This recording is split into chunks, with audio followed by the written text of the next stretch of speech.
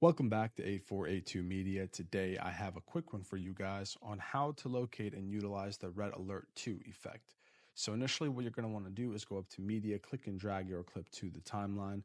Then we're going to go up to Effects, Video Effects, Nightclub, scroll down to find the Red Alert 2 effect, click and drag it down to the timeline. And now we're going to check out the effect itself.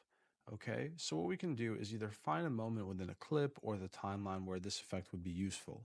But I'm just going to elongate the effect to fit the entirety of the clip so you guys can just see how the effect looks like.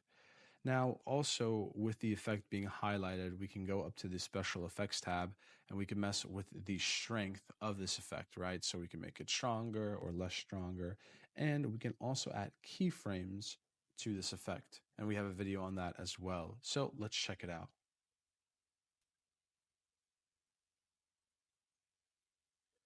And that's the Red Alert 2 effect, guys. If this was helpful in any way, please leave a like down below. If you have any questions, comment down below. Again, thanks for watching and have a great day.